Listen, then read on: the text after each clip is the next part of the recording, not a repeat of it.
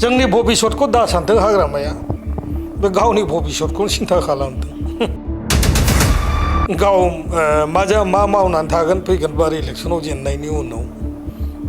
BPF पार्टियाथ' थानाय नङा पार्टियाव गणतन्त्र दं होननानै साना आङो बिपिएफ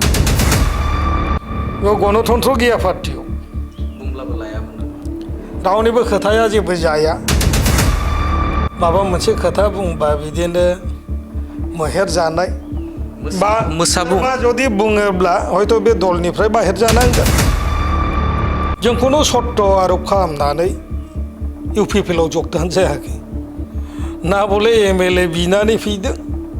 ना बले एमसिएलए इलेक्सन गेलेनो होनना फैदों खुनु सत्त फत्त होनानै जों फैयाखै आसलते बिथांमोना जिथु प्रसार खालामदों जे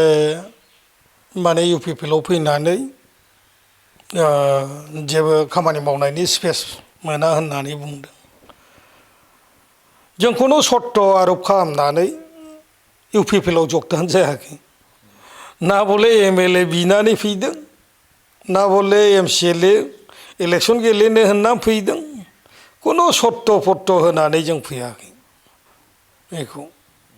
जों जातिनि एकता आरो आन्सलिक दलखौ गोख्रों खालामनो आरो बिटिसिआव स्टेबल मोनसे राजनैतिक मोनसे परिस्थिति लाबोनो थाखाय जोङो बे सिद्धान्तखौ आगोलाव दोननानै फैदों जोंनि भबिष्यतखौ दा सानथों हाग्रामाया बे गावनि भबिष्यतखौ सिन्था खालामदों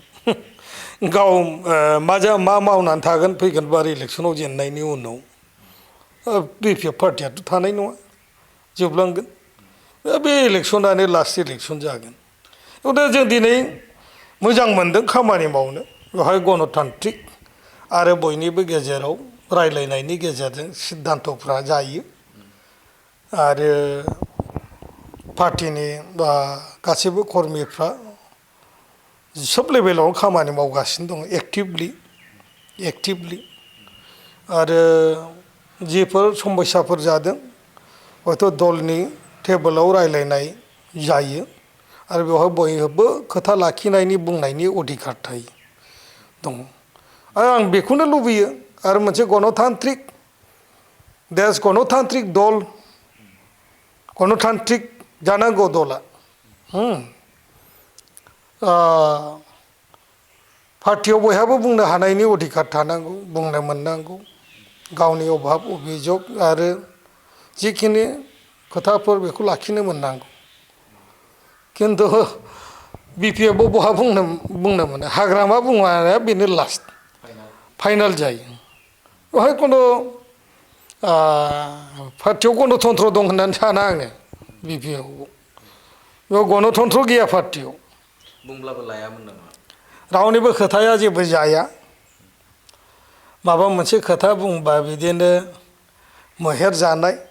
बा मा जुदि बुङोब्ला हयथ' बे दलनिफ्राय बाहेर जानांगोन दलनिफ्राय बा बिबाननिफ्राय बाहेर जानांगोन बिदि परिस्थिति बहुद जाबोबाय